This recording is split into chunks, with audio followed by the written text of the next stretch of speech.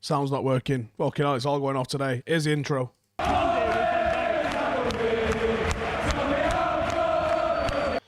Well, that just sums today up, doesn't it? Could have done better, but didn't. Fucked it up. Probably should have had the opener ready to go, but didn't. Right. How do we sum that up then? Opportunities to win it were there. You might have seen, just been discussing with people on Twitter in the nuanced manner that you can discuss with people on Twitter about how, Marcus had some good opportunities. His expected goals for the game, in fact, should we bring it up? I'll show you his expected goals for the game. Was 1.06, I think. So Marcus's expected goals for the game today. So there was, that one was Marcus. 30% chance of that going in. That one was Cavani. That one, 0.39, that's what he scored. And then this is the header, 0.37. No, that's Bruno's header. No, where is he?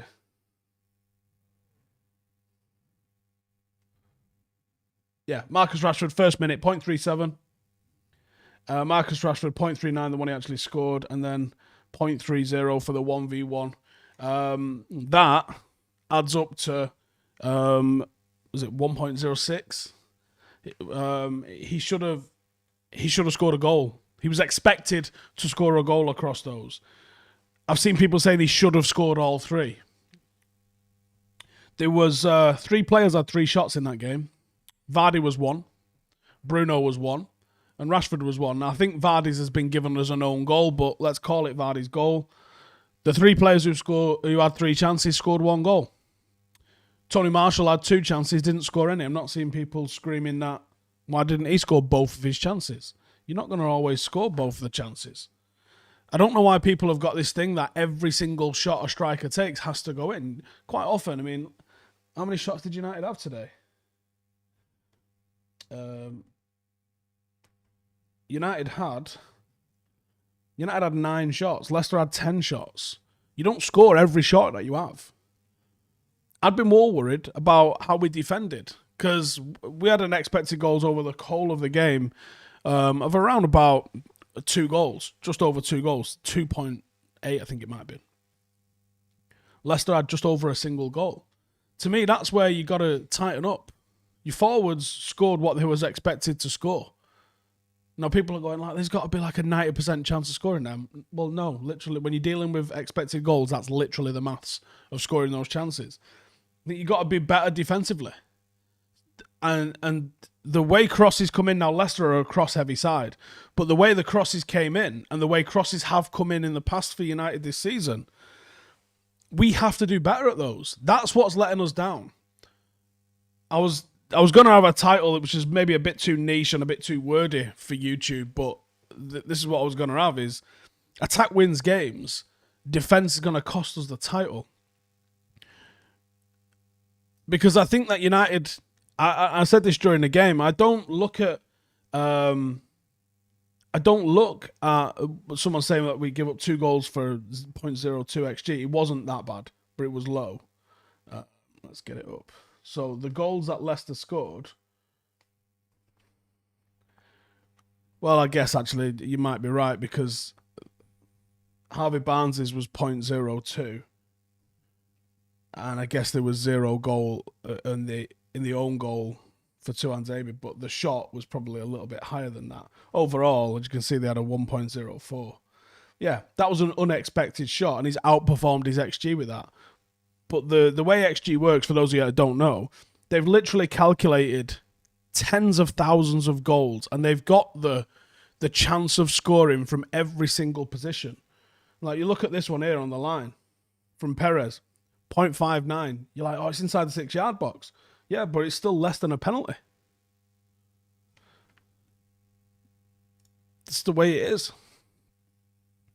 Ollie's immature and his players' self-sufficiency cost us. What the fuck does that mean? Can you explain that? I don't understand what that means, mate. Ross says Bruno had a poor game, at fault for the first goal, but still a goal and assist. Yeah, we was talking up here and I was saying I think Bruno is the most effective player in the Premier League. in terms of like, is he the best? I don't know, but I don't know a more efficient player in terms of getting goals and assists.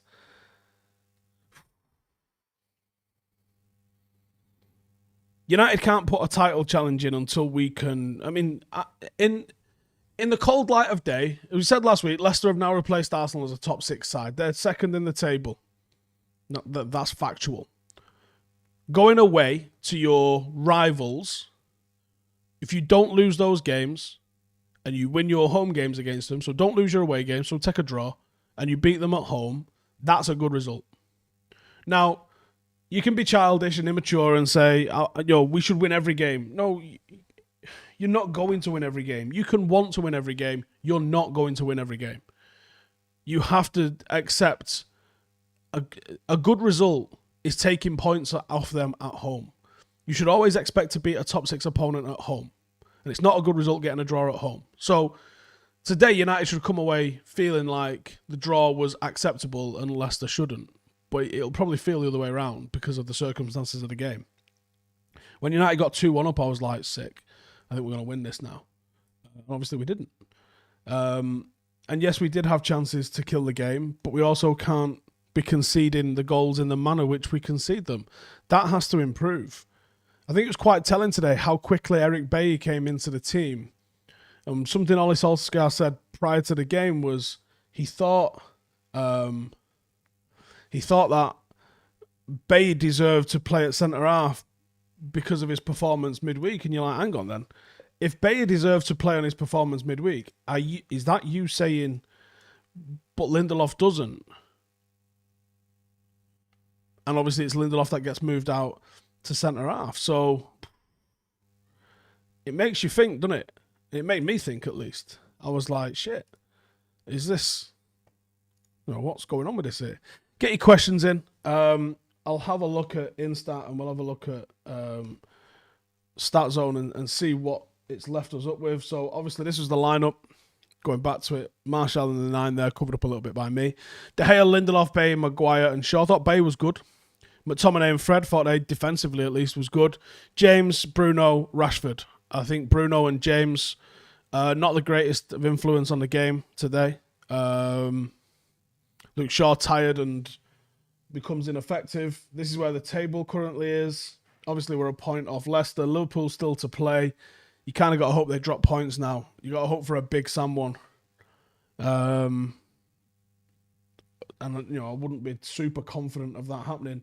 McTominay today, 21 out of 23 passes, good level of pass completion. Defensively, 6 out of 6 tackles, 1 interception, 1 block, 2 clearances, 2 headed clearances. I thought he was excellent defensively.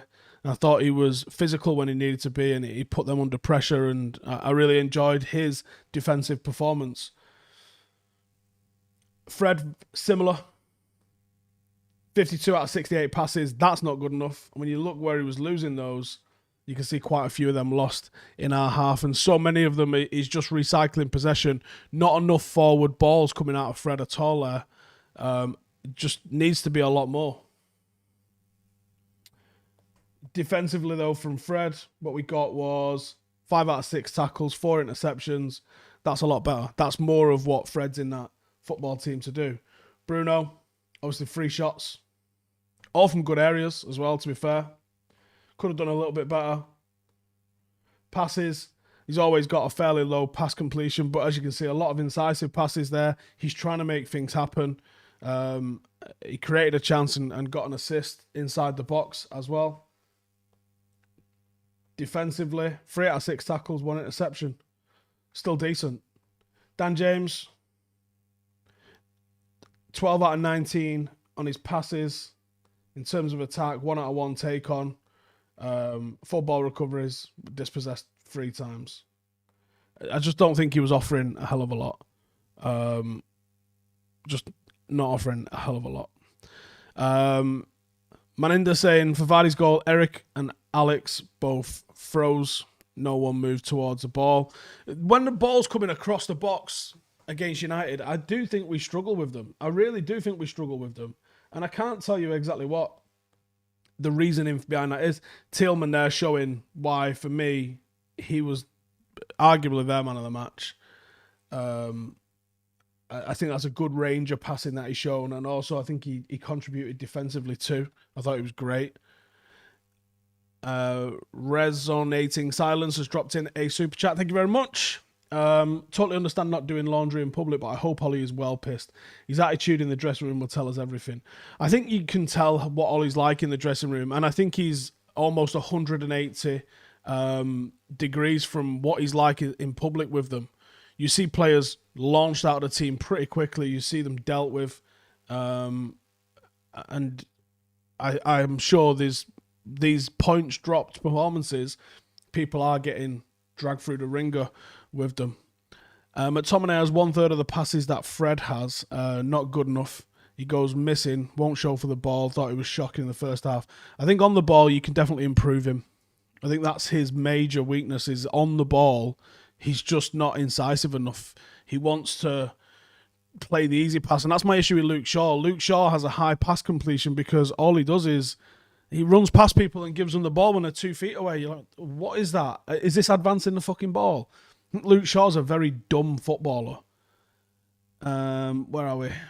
For the review.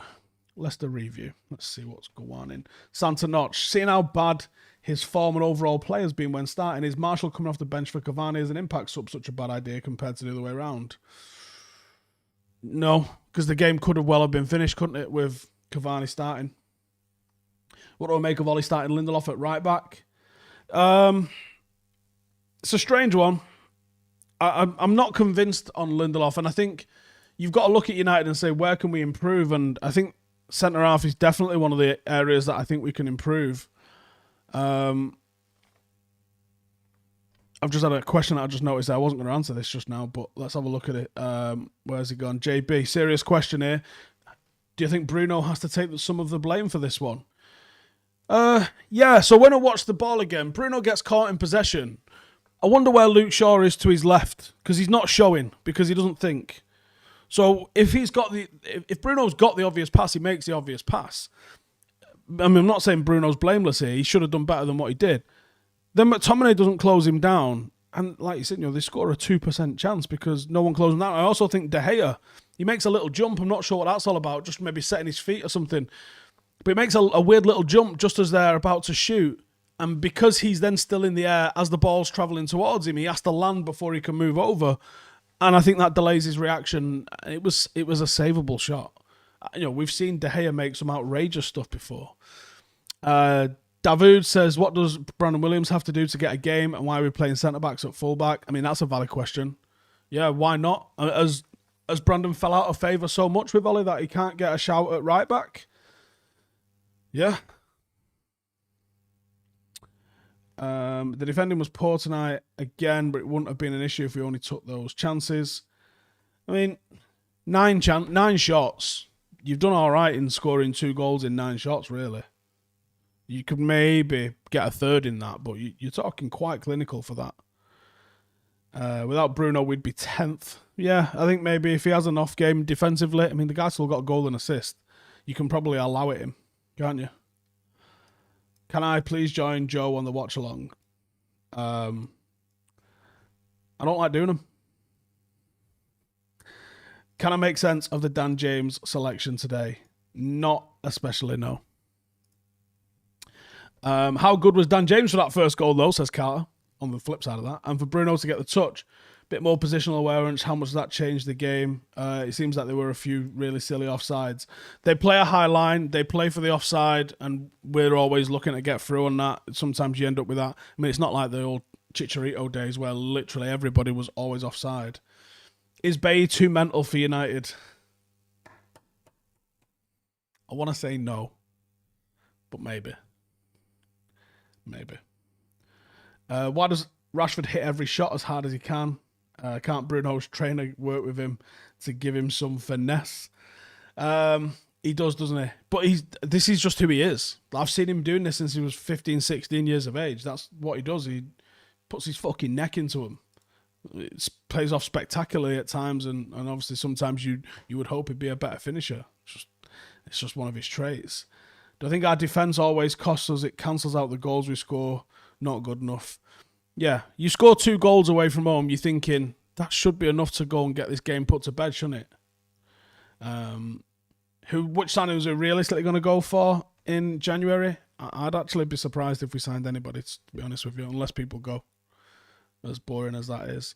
But yeah, that's me for today. 5 things we learned will be out tomorrow, so stay tuned for that, as well as a preview coming for the game, which is only a couple of days away as well, against Wolves.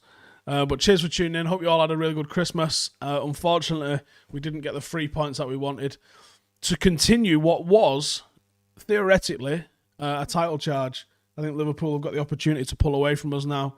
But ultimately, I also don't think we're not title worthy yet. We might have found ourselves in a title push and been in a challenge for it, but I don't think we're capable of winning it unless someone else has a massive drop.